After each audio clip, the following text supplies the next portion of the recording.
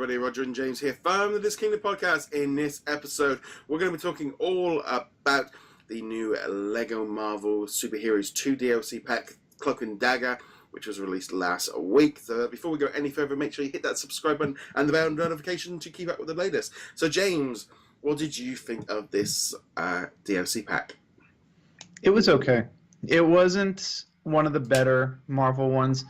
I liked it better than the Guardians of the Galaxy one, which is currently going to be my benchmark for laziest adaptation in this DLC set. But it was not as good as the Black Panther one. No. So. No, I kind of came away from it, and it was a bit like, yeah, okay.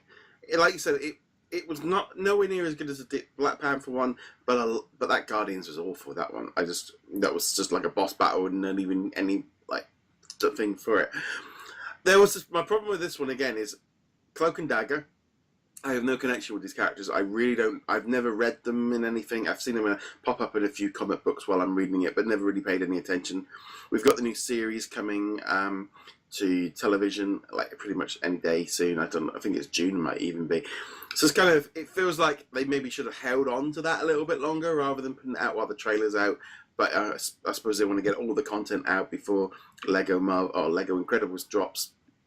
And yeah, I just was a bit like, okay, but I do actually like the levels where you are just flicking between two characters, because it's a lot simpler. It's a bit more intuitive way. It makes more sense.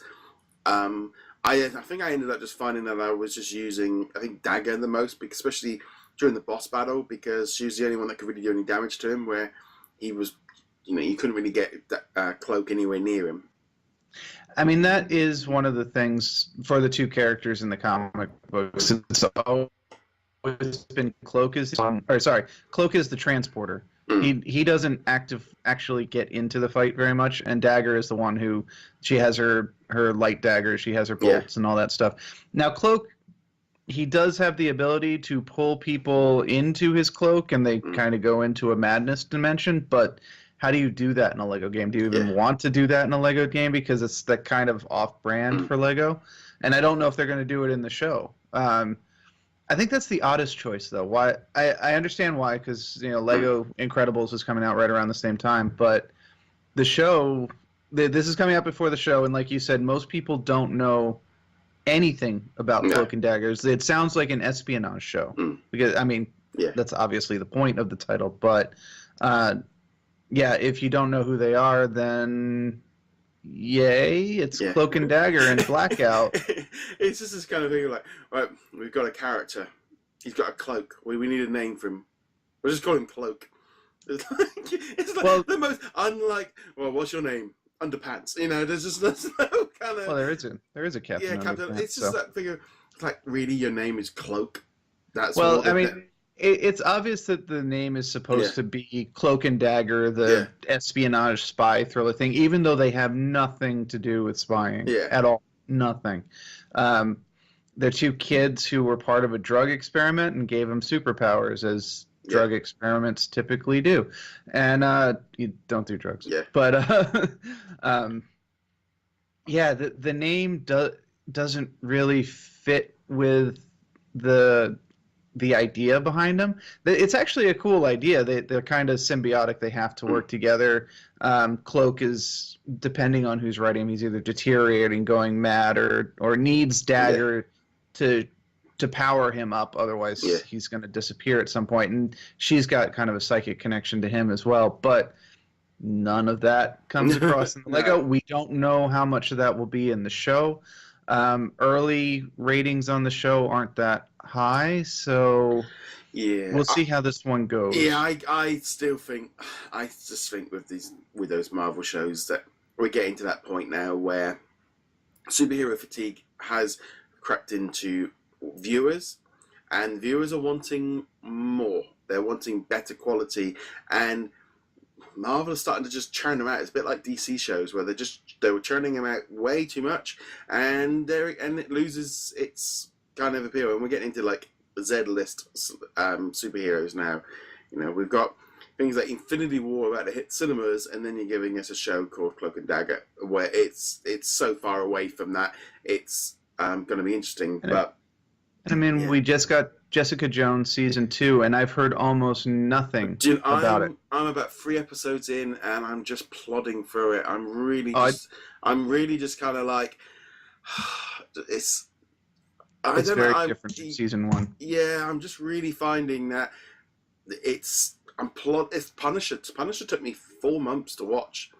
I'm just that urgency to watch them, and that kind of hit next. Oh, this is fantastic. I did do that with Defenders, actually. I did kind of end up doing it, but...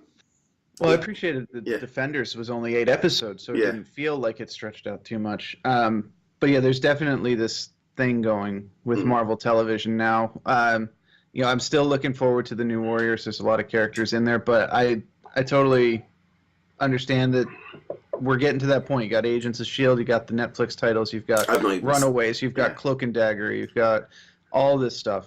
I've not even started the last season of Agents of S.H.I.E.L.D. It was just like...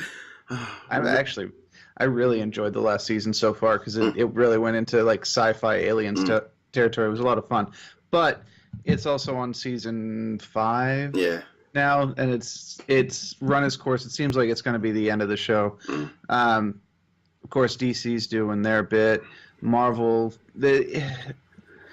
Yeah, there's the superhero fatigue, and you have to factor it in at this point. So somehow we went from Legos to television shows. Yeah, the thing is actually, I mean, this is the next thing because the next DLC pack will be the Runaways pack for the DLC as well. So that's all kind of going to interconnect with this over with it. One quick thing before we drop off was you get a chance to play as the other characters you can unlock in like the free world bit. I played a little bit with them, and as I mentioned earlier, actually in the Lego Incredibles one from earlier this week, it's one of those situations where none of them have any unique powers. They only have a unique combination of the powers, which, as you know, in a Lego game doesn't actually matter. It's just how many characters you have to swap between. Other than Blackout, honestly, they're pretty forgettable. There's one that became a horse. Yes, there was one that became a horse. I just looked at these characters and was like, I don't know what these things are. That it was just like, you've got other power. I was playing with them around for a bit, and I was a bit like, I just don't really know what to do with this. So, it was a bit of like, meh. The only good thing is I think the DLC pack is so cheap as a bolt-on, and it gives you that reason to keep jumping in. I do, and you get good ones like Black Panther, and then this one's kind of average range. But then you think, I mean, what was it? Maybe probably $150 if it worked out individually. I mean, I know it's about £2 of it, but I do think for that amount of money, I think you are getting your money's worth out of that. I mean, we complain about it. We might call it mediocre on the scale of the Lego DLC, but the value for it is hard to deny. You do get the new characters. The one you were talking about, the one that turns into a horse, is Nightmare. And yes, it's a play on Nightmare, which is a terrible... This whole series just sounds like it was made in the 70s when they ran out of ideas or something.